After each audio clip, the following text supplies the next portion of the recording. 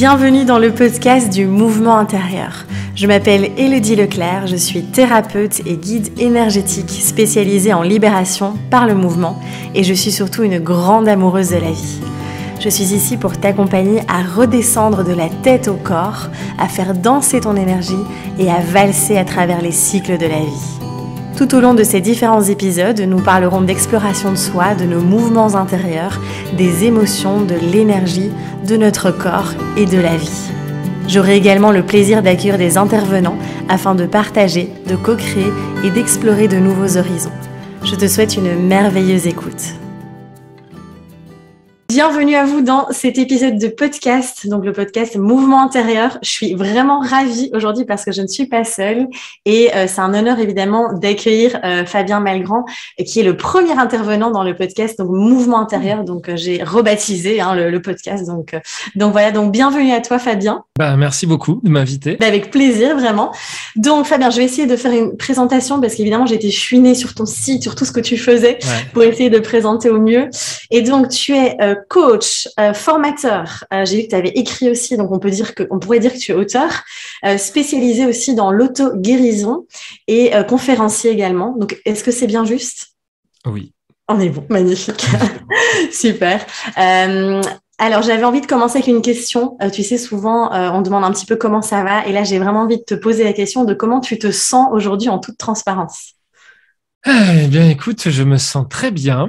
J'enchaîne. Tu vois, juste avant, j'étais en réunion boulot. J'ai cette interview, j'enchaîne avec d'autres et voilà, mais très concentré, donc focus. C'est exactement comme ça que je me sens maintenant. Et à la fois ravi, joyeux de partager ce moment avec toi. Magnifique, de belles énergies en tout cas. Trop chouette.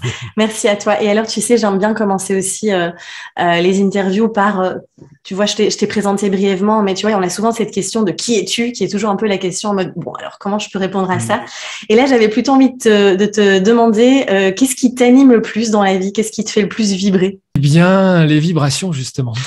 C'est-à-dire tout ce qui me rend vivant. Alors, pour le coup, je suis très généraliste. C'est-à-dire, pour répondre à ta question, ça va être délicat, mais ce qui me fait vibrer, c'est vraiment vivre. Donc, justement, la musique, la nourriture, les paysages, les relations, le contact, tout, et notamment justement d'expérimenter les nuances et les différences. On va peut-être en parler, justement, et les mouvements intérieurs.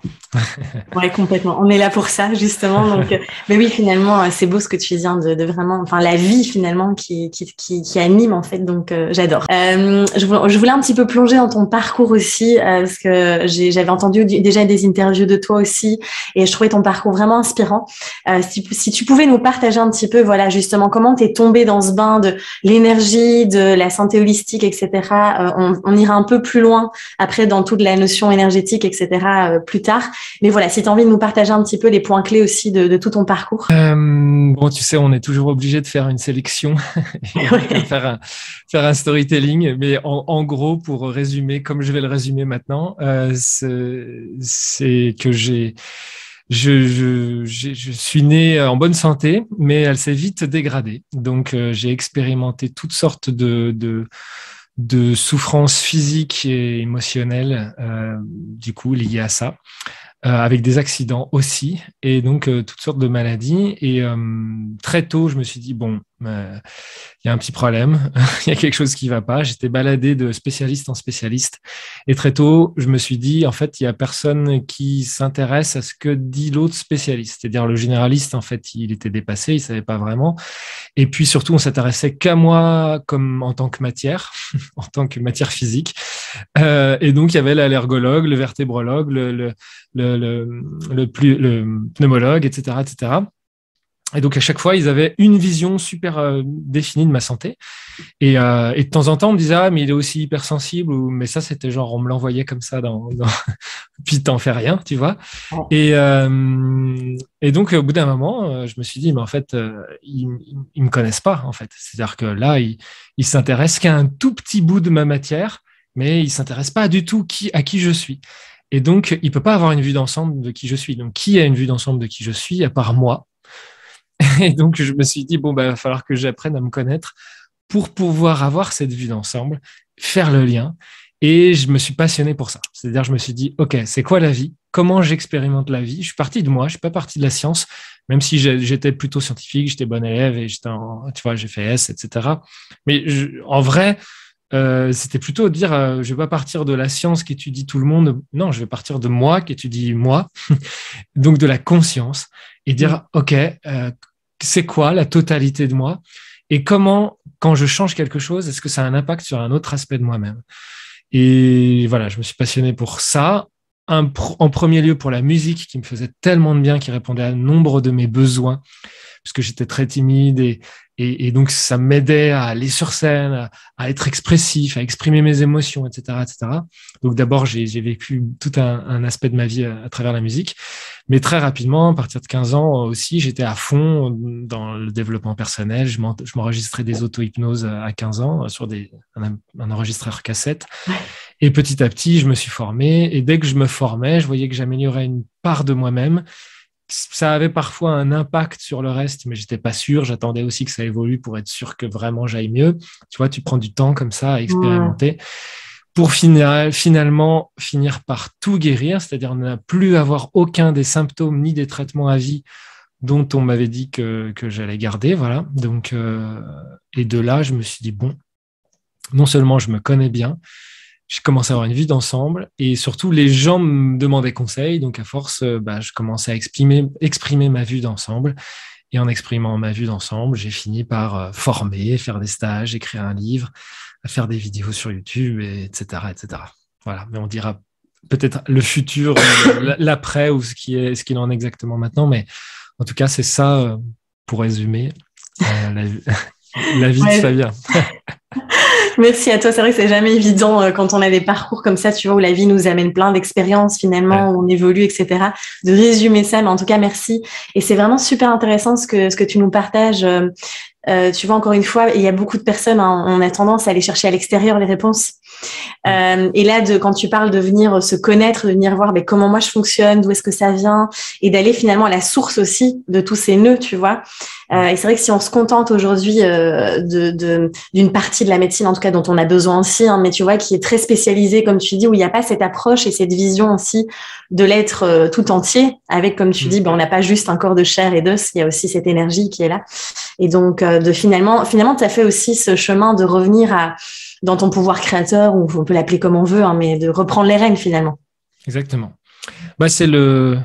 C'est la première chose que j'ai compris. Tu sais, en fait, c'est un livre qui m'a éveillé à ça, L'Alchimiste de Paulo Coelho. J'avais 13 ans, j'étais bloqué au lit et mes parents n'étaient pas là, donc j'ai attendu toute la journée à ce qu'ils reviennent. Et donc, la seule chose que j'ai fait, c'est de prendre le livre qui était posé là, le livre de ma mère, et de le lire. Je l'ai lu toute la journée, donc je l'ai lu d'une traite. Et c'était la première fois que j'avais un langage si positif et qui me disait, en gros, t'es assis sur ton trésor. Hein. Enfin, c'est la morale, c'est le truc de l'histoire. Et donc, de me ramener à ma responsabilité, à ma légende personnelle, à ma responsabilité. Et ça a été le fer de lance de toute ma vie, de me dire, je suis responsable de tout ce que je crée. Si je suis malade, je suis responsable. Je ne suis pas coupable, mais je suis responsable. C'est-à-dire, quelle est la réponse que je vais y donner et comment je vais pouvoir jouer avec ça, parce que je suis multipotentiel, la vie est multipotentielle. S'il y a un problème, il y a une solution. Je vais toujours trouver comment y répondre. Et en faisant ça, j'ai fini par trouver la solution. Donc, j'étais tellement persuadé qu'il y avait forcément une réponse à tout que je les ai trouvées. Voilà. Ouais, mais c'est ça.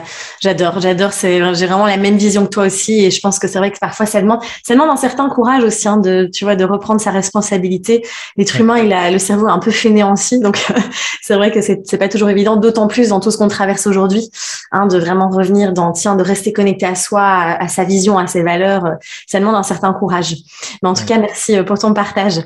Évidemment, dans ce podcast, on parle d'énergie, de mouvement, de ce mouvement intérieur, de tout ce qui se passe en nous. Et tu parles beaucoup aussi, toi, hein, d'énergie. Et je voulais un petit peu avoir, comment tu définis cette notion d'énergie et comment tu pourrais l'expliquer finalement aux personnes les plus sceptiques à cette notion, justement. Ok. Eh bien, écoute, moi, je prends la définition de la physique. La définition simple de la physique, c'est que l'énergie, c'est quoi? C'est une force en action qui induit une chaleur, un mouvement ou un champ électromagnétique. Et on en revient au mouvement, au titre de ton podcast, mais c'est vraiment ce que j'ai observé. C'est-à-dire, Et c'est pour ça que souvent, j'ai trouvé que les gens qui parlaient d'énergie, c'était flou, etc. C'était tout le temps des trucs, on voit pas, on ressent pas vraiment, mais un petit peu. Et en fait, à travers la musique, j'expérimentais l'énergie. Pour moi, c'était hyper concret. Je veux dire, et si là, tout de suite, on faisait le test et que si je vous passe du Rage Against the Machine ou une petite flûte tibétaine, vous allez avoir un mouvement différent. Vous allez ressentir un mouvement intérieur différent. Ce mouvement, c'est l'énergie. Voilà, point barre. Et donc, c'est hyper pragmatique, c'est hyper concret. L'énergie, c'est une force en action qui induit un mouvement. Et donc, ressentir ce mouvement, on peut le ressentir à travers tout. Une huile essentielle, une odeur, on a un mouvement, on a envie de rayonner, de s'expandre, ou plutôt de rentrer à l'intérieur, ou alors de descendre, on se sent de plus en plus lourd. Et c'est pareil avec des mots. Donc, les mots vont induire une expression de ton énergie. Une émotion va induire une expression de ton énergie. L'émotion colère, par exemple, on sait très bien que la colère, elle descend pas. Enfin, on se sent pas plus lourd en colère. Il y a l'énergie qui monte, qui a envie de sortir par le visage, qui a envie de s'exprimer, qui a envie d'aller dans une direction précise. Le champ de vision, il se rétracte. Et il se resserre vers un point précis, vers une personne précise, une pensée précise, et on regarde plus ce qu'il y a autour. Alors que dès qu'on va penser, au contraire, amour, paix, joie, on va ouvrir. Et donc, pour moi, c'est aussi pragmatique que ça. Donc, c'est pas du tout perché, l'énergie. C'est un mouvement. L'énergie, c'est du mouvement. C'est une force en action qui induit un mouvement. Donc, c'est le mouvement. On peut observer cette énergie à chaque fois qu'on perçoit un mouvement. Je suis dans une pièce, là, il y a une bibliothèque devant moi. Qu'est-ce que ça induit par rapport à si c'était un paysage, une vue, si je suis en haut d'une montagne, si c'est un mur tout rouge, si c'est un mur tout blanc. À chaque fois, ça induit un mouvement différent en moi. Mmh. Je vais pas me sentir de la même manière, physiquement, émotionnellement, mentalement. Donc, après, il suffit d'observer tout ça et j'en ai une perception de l'énergie qui s'affine avec le temps. Voilà. Ouais, super. Comme tu dis, c'est souvent vu comme quelque chose de tellement abstrait, de perché, comme tu dis. Et donc là, je pense que ta définition est vraiment, en tout cas, ça résonne beaucoup. Et c'est clair que, en fait, on peut, enfin, je pense aussi que c'est en revenant dans les ressentis. Tu vois, en fait, on a tous cette capacité totalement naturelle de vraiment se ressentir cette énergie. Donc ouais, j'aime beaucoup tout ça. Tu parles aussi beaucoup d'auto-guérison. Tu vois, de cette capacité qu'on a finalement à régénérer le corps, à guérir aussi au niveau, enfin sur tous les plans. Est-ce que tu peux peut-être nous en parler un peu plus? Quelle est ta vision aussi par rapport à ça? Eh bien, c'est simple. La vie, on est la vie. Okay. C'est-à-dire, là, je suis en vie, donc je suis la vie. La vie en moi, elle fait tout pour survivre. Elle fait tout pour survivre, pas seulement d'un point de vue physique, mais aussi d'un point de vue émotionnel, d'un point de vue mental. Donc, d'un point de vue relationnel, etc., on va essayer de créer des liens pour pouvoir survivre. Donc, tout ce qui va être signe de reconnaissance, etc. Bon, d'un point de vue mental, apprentissage des langues, de l'équilibre d'abord pour commencer, etc., puis d'une langue, puis d'une deuxième. Et puis avoir un diplôme pour pouvoir acheter à manger, etc. C'est fait pour survivre. En fait, toutes les motivations de la vie en nous sont faites pour survivre. Tout ce qu'on fait, c'est fait pour survivre. Et donc, je pars du principe que la vie, elle ne fait rien pour nous détruire. Il n'y a pas à un moment donné, elle se dit, tiens, la vie, si je le faisais mourir. Non, c'est le principe du vivant, c'est de vivre. Et de se reproduire pour que le vivant puisse continuer. Mais c'est de vivre. Donc, je pars du principe qui est que le symptôme n'est pas là pour m'embêter, mais pour rétablir un équilibre, pour me maintenir en vie. Parce que c'est l'équilibre qui va me maintenir en vie. Et le symptôme, au début, je m'y suis intéressé que d'un point de vue très physique. Donc, je me suis aperçu qu'effectivement, c'est simple, si j'ai trop chaud, j'ai un symptôme qui va être la transpiration. Si j'ai des bactéries ou un virus, je vais avoir un symptôme qui est l'augmentation de ma température. Donc, c'est ce qu'on appelle la fièvre, mais c'est pour tuer précisément ces bactéries ou ce virus. Et ainsi de suite. Tous les symptômes. Il n'y en a pas un seul qui est fait juste pour me tuer. S'il est là, c'est pour rétablir un équilibre. Mais cet équilibre-là, il y a une sorte de vase communicant entre le physique, l'émotionnel et le mental. Ne considérez Que c'est que physique, ça va pas fonctionner. Par contre, il va peut-être chercher à rétablir un équilibre d'un déséquilibre que j'ai, qui est émotionnel ou relationnel, d'un manque d'amour, de câlin, je sais pas, enfin, de tous ces déséquilibres émotionnels, d'une colère qui s'exprime jamais et qui bout à l'intérieur, etc., etc., ou un déséquilibre mental, un focus, une idée obsessionnelle sur quelque chose, un souvenir du passé ou je sais pas quoi, ou le fait d'être tout le temps dans le futur et précisément pas dans le présent, et ainsi de suite. À chaque fois, un symptôme sert à ça. Alors, des fois, les symptômes physiques, mais aussi des fois, le symptôme relationnel. Un symptôme relationnel, d'être confronté à un événement relationnel désagréable, c'est un symptôme, d'accord? Et pourquoi? C'est pour me confronter à quelque chose un déséquilibre que j'ai créé. Donc, par exemple, je fuis une peur et comme par hasard, j'y suis sans cesse confronté parce que je la fuis. Je veux surtout pas être cette part-là. Je crois être par exemple généreux, je ne veux surtout pas être avare. Et donc, j'ai tout le temps, je sais pas, par exemple, des problèmes d'argent pour être confronté à la carte être avare. C'est-à-dire, je ne veux tellement pas voir cette partie de moi, parce que moi, je suis le tout, mais j'ai juste décidé par habitude d'une personnalité qui est complètement illusoire. Hein. Bouddha le disait il y a déjà très longtemps. Cette personnalité est illusoire et en fait, elle est définie. On la croit définie. On croit qu'on est comme ceci ou comme cela. Et de fait, on ne prend pas l'autre carte, on ne prend pas le pendant. Alors, des fois, on se croit faible alors qu'on peut aussi avoir le pouvoir et la force. Des fois, on se croit trop fort et alors qu'on peut aussi être vulnérable. Mais souvent, on ne prend pas les deux cartes, et on prend pas donc toutes les cartes. Et donc, la vie, elle cherche simplement à rétablir un équilibre. Ce qui est très, très bien expliqué par le symbole du yin-yang, que tout le monde connaît, qu'on appelle le taiji, et qui parle que de ça, c'est une force d'homéostasie qui fait que dès qu'il y a une importance, une fuite ou quelque chose, la vie va ramener l'inverse pour rétablir l'équilibre. Et comme c'est le principe de la vie, du vivant, et ben, à la fois, quand on arrête de couper la peau, par exemple, si on se fait une égratignure, dès qu'on arrête cette égratignure, hein, dès qu'on arrête le couteau, la peau, elle va se réparer. Bon, c'est exactement pareil, après, d'un point de vue émotionnel, d'un point de vue mental. Il y a tout le temps ce système d'auto-guérison qui est finalement que la création de l'équilibre par la vie. Ouais, c'est ça.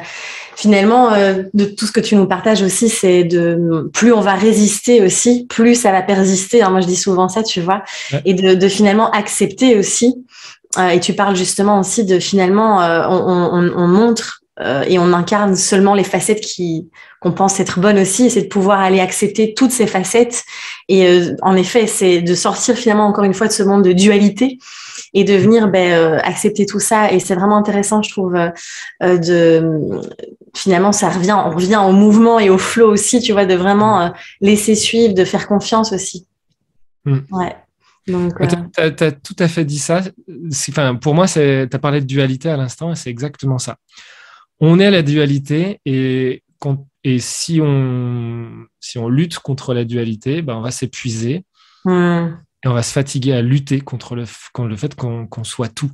L'idée, c'est de rétablir dans sa totalité toutes les cartes de tout ce que je peux être, que j'ai oublié parce que j'ai pris des habitudes à ne pas être quelque chose, pour pouvoir être le tout, parce que cette personnalité, elle est complètement illusoire. Si je récupère des cartes que j'avais oubliées, je m'aperçois que je peux être plus que cette personnalité et que je peux choisir les bonnes cartes au bon moment quand j'en ai besoin. Par exemple, je suis pas que la personne qui sait que dire oui, je suis aussi la personne qui sait dire non quand c'est juste au bon moment, etc., etc. Et de récupérer tout ça fait que je récupère toute ma vitalité. Et en récupérant de la vitalité, je guéris parce que précisément, les symptômes, ils étaient faits pour rétablir. Donc, si moi, je rétablis grâce à la connaissance de soi, j'ai pas besoin de créer un symptôme. Donc, et on va là où on parlait tout à l'heure, ce que tu as évoqué toi tout à l'heure, le pouvoir créateur, en fait. On revient à ce côté créateur, c'est que finalement, vu que je reprends ces parts de moi, c'est pas la vie qui m'amène des choses, c'est moi qui les crée par la connaissance de soi. Et c'est à partir de là, c'est magique parce qu'on récupère une puissance folle. Voilà. Ouais, c'est clair. Je suis tellement d'accord avec toi. Et c'est vrai que tu vois, moi j'ai des gros problèmes de santé il y a maintenant 8 ans. Et tu sais, j'avais écrit à l'époque, j'avais un blog, tu sais, alors, et j'avais écrit un article qui disait quand la maladie est un cadeau. Mm. Je veux dire, j'ai pas eu des commentaires très très positifs, très Ouais. bienveillants. Mais tu vois, je pense que c'est vraiment comme tu dis, de voir le symptôme comme aussi un message du corps et de Mm. se dire, waouh, là, il est en train de m'alerter et qu'il y a ce déséquilibre. Et comment je peux faire finalement pour l'accompagner dans le Mm. enfin, dans cette harmonie, de recréer l'harmonie. Et c'est vrai que c'est pas évident parce qu'on voit souvent, en effet, que ce soit la maladie ou des symptômes comme quelque chose de, comment dire, de négatif, alors que finalement, Mm. on peut le prendre, comme tu dis, de revenir dans ce pouvoir créateur aussi et de se dire, ben tiens, qu'est-ce que ça vient montrer là à l'intérieur de moi? Bah, pour moi, on est dans une hypnose collective du confort et du Ouais, commerce. Ce qui fait que dès qu'on a, par exemple, mal à la tête, on ne se pose pas la question de comment j'ai créé le mal de tête. Qu'est-ce qui se passe? Pourquoi mon corps lutte et donc fait un mal de tête? On se dit, ah bah tiens, j'ai acheté un Doliprane, je vais prendre un Doliprane.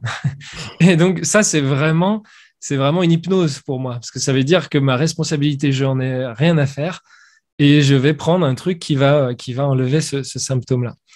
En réalité, bah non, j'ai créé un déséquilibre. Comment on faisait quand on n'avait pas de Doliprane? On essayait juste de se dire, bah ok, j'ai créé un déséquilibre. Donc c'est pour ça que toutes les médecines traditionnelles fonctionnent plutôt comme ça, contrairement à cette médecine commerciale qu'on a créée, qui est par ailleurs hyper bien pour justement le confort et l'urgence. Mais pour créer la santé, elle n'y arrive pas. Toutes les promesses on croyait qu'on allait avoir la santé avec l'évolution de la science, et au contraire, c'est une explosion de toutes les maladies, quasiment. C'est de pire en pire. Pourquoi? Parce qu'on ne crée pas la santé, on enlève les symptômes. Et en achetant notre responsabilité ailleurs, on se dit, bah, faut vite que je retourne travailler demain, donc je prends un anti-inflammatoire, je sais pas quoi, au lieu de se dire, bah, attends, pourquoi mon corps s'inflamme? Qu'est-ce que je peux changer pour qu'il arrête de s'inflammer? Et puis c'est tout. Et ouais. ça c'est gratuit. C'est pour ça que ça s'appelle l'auto-guérison. C'est gratuit. Ça apporte de la connaissance de soi, ça apporte du bien-être, et ça nous ramène à notre pouvoir personnel, donc à notre pouvoir créateur. Ouais, complètement. Tellement, tellement. Mm. Et là, c'est Mm. bien. Je pense que c'est important de transmettre ces messages aussi à travers, c'est la situation actuelle qu'on est en train de vivre. Je pense que Mm. c'est, comme tu dis, de créer la santé. Je pense que ça c'est important. Ouais. Du coup, par rapport à tout ce que tu proposes, justement ces notions d'auto-guérison, de connaissance de soi, etc. Quels sont les outils que tu utilises ou voilà que tu aimes bien partager aussi sur ce chemin justement? Alors justement, au début, j'ai essayé un peu tous les outils. Donc, je me suis formé en beaucoup de choses. Mm. Tout ce qui était thérapie brève, donc du coaching, PNL, hypnose, analyse transactionnelle, énéagramme, etc. J'en passe. Tout ce côté-là. Puis après, tout le côté énergétique, médecine traditionnelle chinoise, Qigong, mais aussi énergétique philippine, tibétaine, chamanisme. Je suis allé voir plein de choses. Je me suis formé dans plein de choses. Et aujourd'hui, j'en ai tiré des outils, mais avec tout ça, j'ai créé un chemin. C'est-à-dire que Mm. ma vision de la vie maintenant, elle compte avant les outils. C'est-à-dire qu'il y a le chemin de la guérison qui est le même chemin que la nature. La nature a un chemin. Par exemple, dans les saisons, il n'y a jamais de printemps après l'été. Ça n'arrive jamais. C'est d'abord le printemps et ensuite l'été. Et bien sûr, le printemps reviendra après avoir passé les autres saisons. Et donc, il y a un chemin. Et donc, moi, ce que j'ai défini, c'est ce chemin-là. Et après, tous les outils sont les bienvenus. Donc, moi, j'ai des outils. Bien sûr, je les ai pas tous sur Terre. Il y a tellement d'outils. Mais j'ai essayé d'aller trouver des outils qui étaient efficaces d'un point de vue physique, efficaces d'un point de vue émotionnel, efficaces d'un point de vue mental et d'un point de vue spirituel. On pourrait définir ce que c'est après. Et vu que maintenant, j'ai des outils sur les 4 plans, mais qui viennent des fois du yoga et du pranayama, qui viennent des fois de la naturo, des fois de l'hypnose, etc.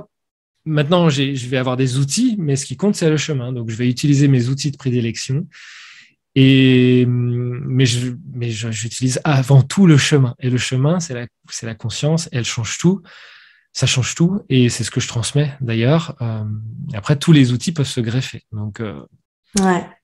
Mais j'adore ce que tu dis parce que franchement, tu vois, aujourd'hui, j'ai l'impression qu'il y a une espèce j'appelle ça la boulimie de la formation, tu vois, de Ouais, l'apprentissage, où en effet, on a envie de se former à tout et d'accumuler un maximum d'outils et on se dit ouais, toujours, tiens, ce sera l'outil magique ou tiens, ce ouais. sera l'outil, tu vois, et de se dire, mais en fait, de créer son propre chemin, comme tu dis, et oui, de prendre, et je trouve ça magnifique, en fait, finalement, tu as créé ta propre boîte à outils aussi Ouais. à travers tout ça. Donc, ouais, vraiment, ça résonne fort.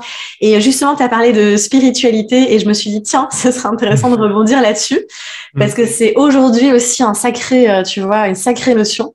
Et mm. bon, on a tous une vision hein, complètement unique aussi de cette spiritualité. Mais voilà, n'hésite pas si tu as envie de nous partager justement ta vision à toi de cette fameuse spiritualité. Mm. Eh bien, tu parlais de dualité tout à l'heure. Moi, je présente la spiritualité comme étant l'unité. C'est-à-dire que d'un point de vue physique, on a une dualité qui est entre le chaud, le froid, l'homme, la femme, la nuit, le jour. Enfin, dans le physique, il y a tout le temps une dualité qui est très visible. Ensuite, émotionnellement, la dualité, c'est le j'aime, j'aime pas. Donc, je suis attiré vers quelque chose ou je fuis quelque chose, tu vois, parce qu'il y a quelque chose qui est désagréable ou agréable. Il y a vraiment ça. Et d'un point de vue mental, il y a une autre dualité qui est le c'est bien, c'est pas bien. Donc là, ça va être les valeurs et justement souvent la culture religieuse, etc., mais qui est encore pas du tout la spiritualité, parce que là, ça reste mental. Ça reste ce qui est bien, ce qu'il faut faire et ce qu'il ne faut pas faire. Donc des jugements, des croyances, un apprentissage, etc., des informations. Il y a un autre endroit où on peut vivre la vie et où on peut expérimenter la vie, c'est du point de vue de l'unité. Et donc c'est au-delà de ce qui a été fabriqué. Pour moi, c'est la fabrique du personnage. Hein. Le personnage, c'est cette dualité physique, émotionnelle, mentale. Enfin, donc dans le physique, l'émotionnel et le Mmh. mental. Et en dessous de ça, il y a l'être, donc la connexion à l'âme, à l'être, à la présence, au divin, peu importe comment on veut l'appeler. Mais il y a cette connexion à l'unité. C'est-à-dire que juste je suis, et cette perception-là, ce sentiment d'être, il a toujours été le même. C'est-à-dire que depuis que je suis tout petit, quand je serai grand, enfin quand je serai vieux, ma personnalité aura changé, mes apprentissages auront changé, mes expériences auront changé, mais mon sentiment d'être, ma perception d'être là, dans l'instant présent, elle ne changera jamais. Et ça, c'est l'être, c'est la connexion à l'unité. Et dans cet espace-là, plus on se connecte à cet espace-là, c'est-à-dire en se déconnectant un petit peu du physique, émotionnel, mental, de cette Mmh. dualité-là, en se reconnectant à l'unité, et bien précisément,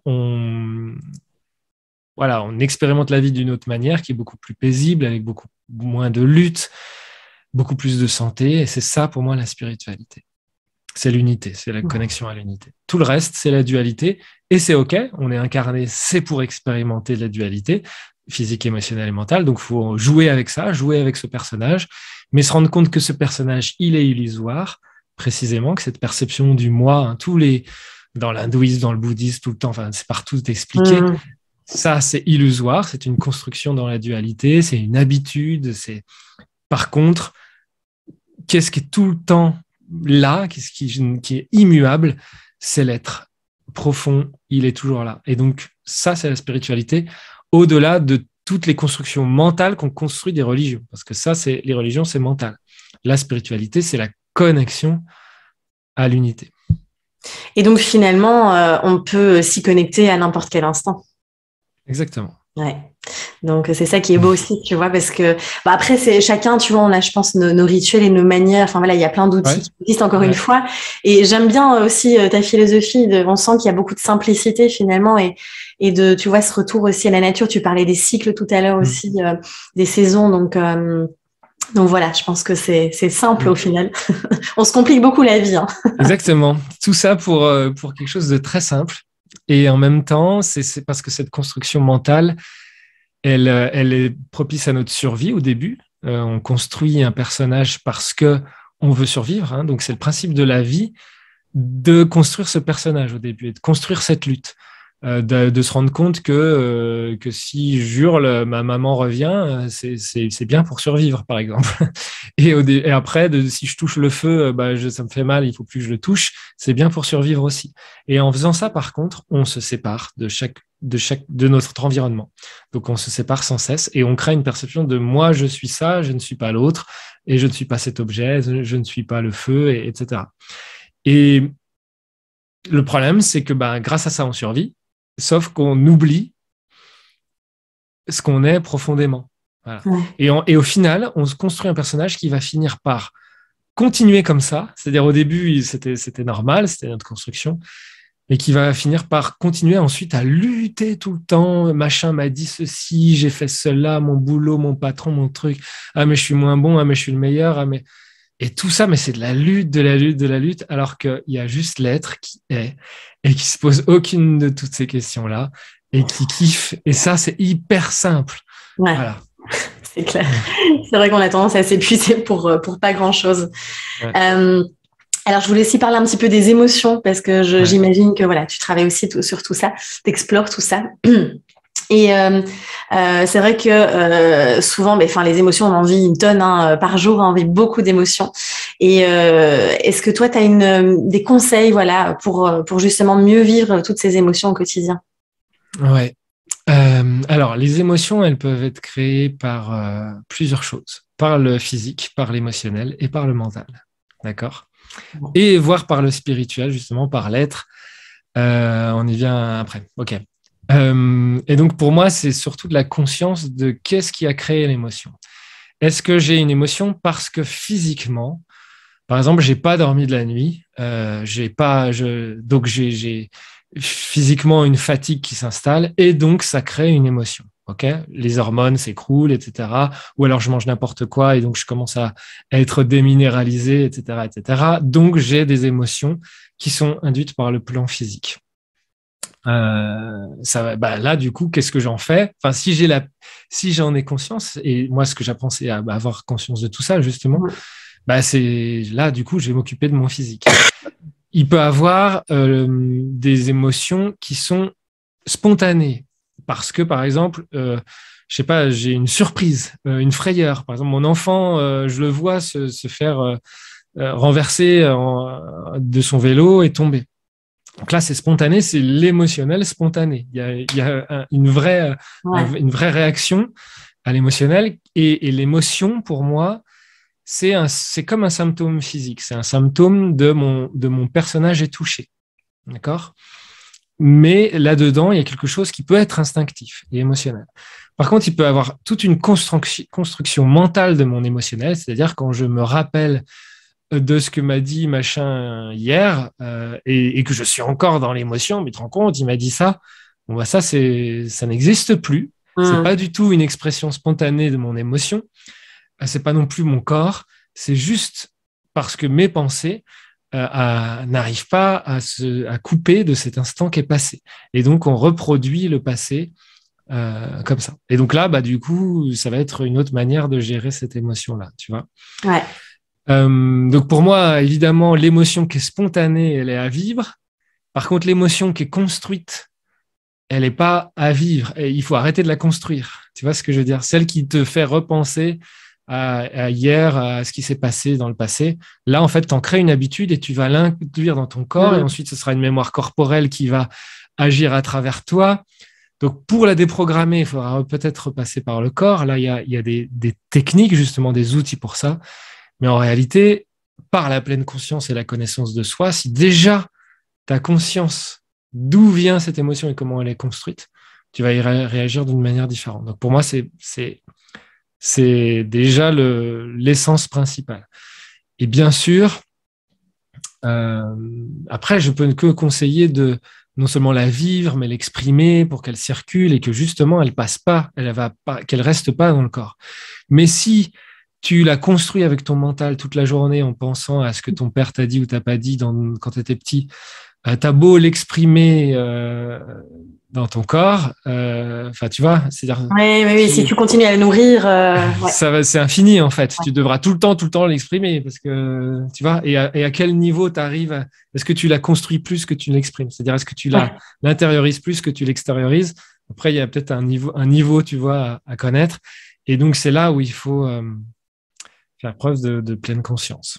Voilà, de connaissance de soi.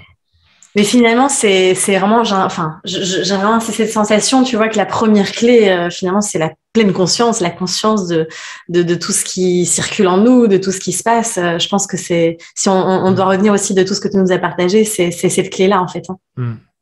Ouais, pour moi, c'est la connaissance de soi quand je dis de soi, c'est donc de soi dans son ensemble, pas seulement le personnage, l'ego, comment mon ego réagit, mais aussi le non-soi, on dirait d'autres cultures, c'est-à-dire, voilà, l'être.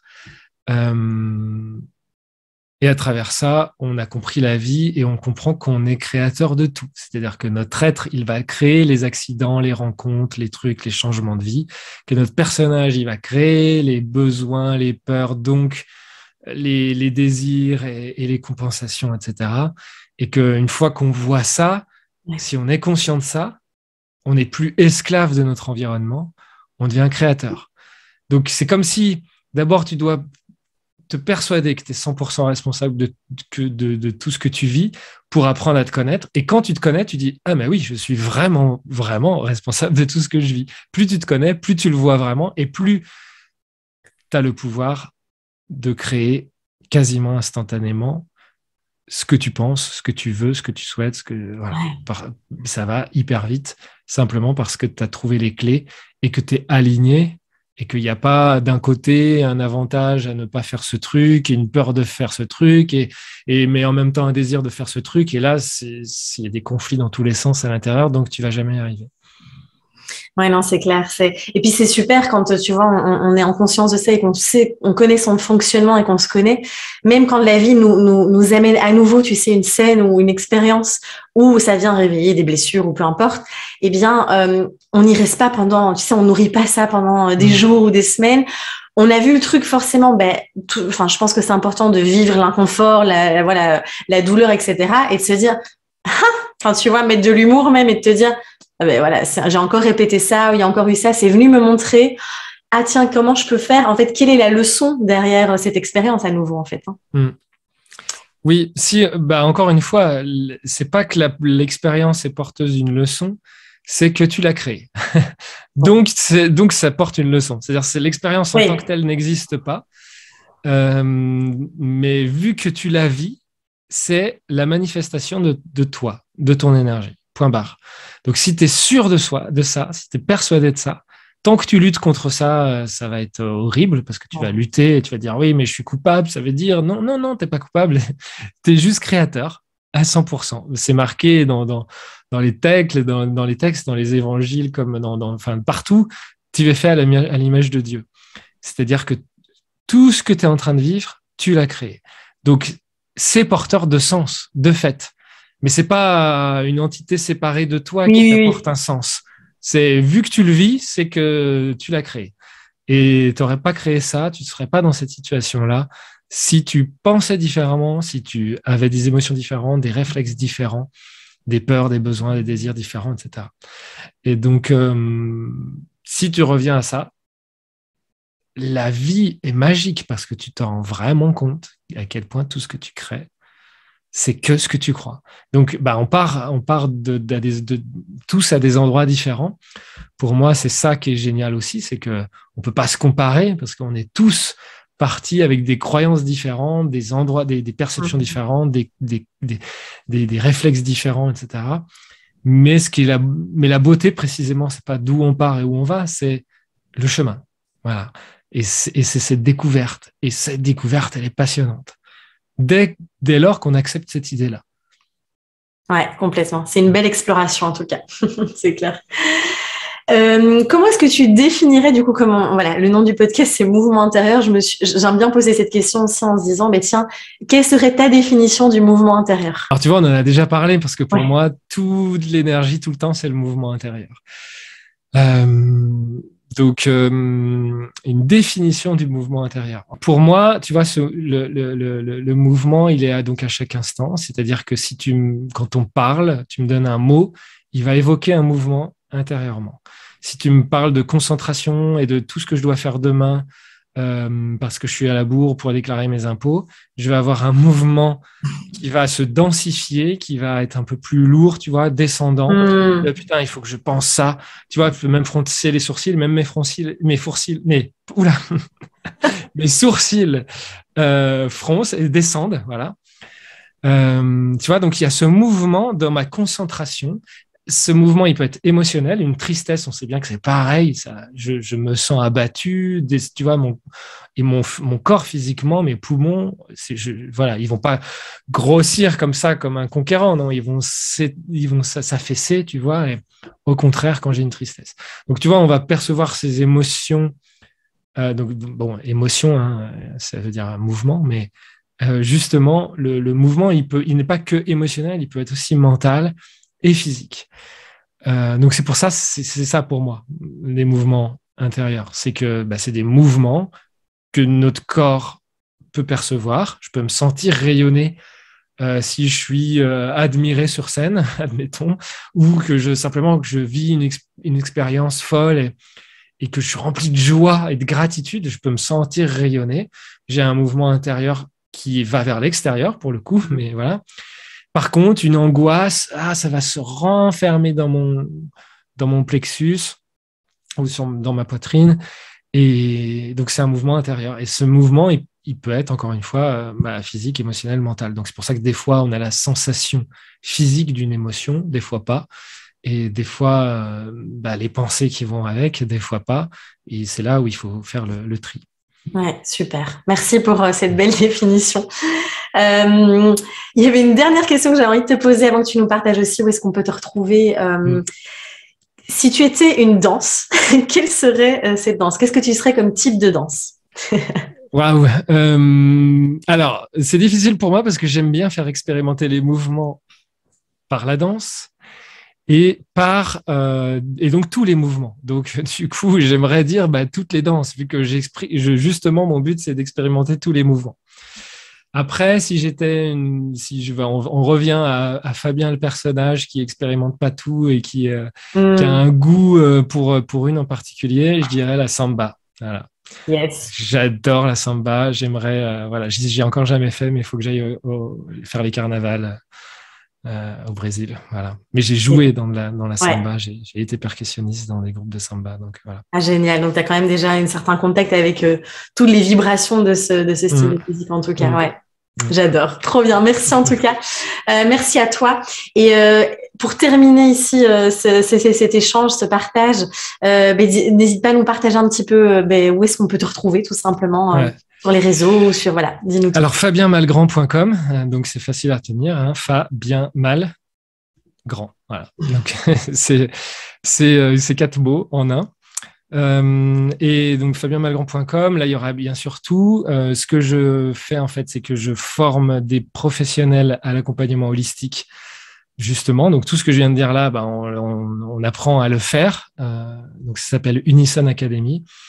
Et jusqu'à maintenant, j'avais une appli qui s'appelait Mystique, l'app de rencontre de soi, mais qui va évoluer.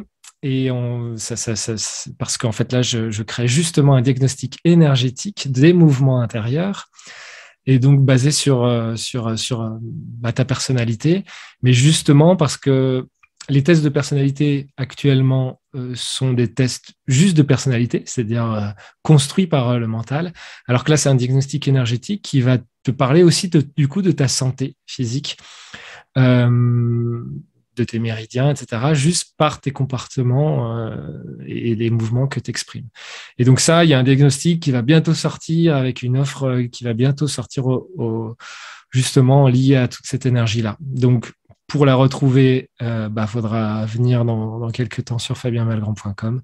Et je propose aussi des stages, des retraites sur justement la perception de l'énergie, sur la métamorphose. Super. Vous allez retrouver tout ça là. J'imagine que tu le mettras en description. Oui, bien sûr. Je mettrai tous les liens en description, ton compte Instagram aussi. Voilà, tout ça sera. Voilà. YouTube, pas mal de choses sur YouTube, sur Instagram, de plus en plus. Ouais. Oui, tu proposes des méditations aussi, j'ai vu sur YouTube, hein, c'est ça. Ouais. Donc, je mettrai au tambour. Magnifique. Et en musique composée pour la méditation. Alors, des fois, il n'y a que le tambour, mais des fois, j'y rajoute d'autres tambours ou une mélodie ou un chant, etc. pour aider la méditation à créer le mouvement que je veux que vous créiez, enfin, que vous avez décidé de créer en cliquant sur cette vidéo. Magnifique, super. Merci vraiment 1000 fois Fabien pour ce bel échange, c'était très riche. J'ai vraiment adoré de partager tout ça avec toi. Donc merci vraiment de tout cœur. Merci beaucoup à toi pour ton grand sourire et toutes ces questions intéressantes. Tu sais, moi c'est infini, on pourrait parler des heures comme ça. Donc, mais merci beaucoup. C'est clair, merci beaucoup. Merci à vous aussi pour cette écoute. On se retrouve très vite dans un nouvel épisode.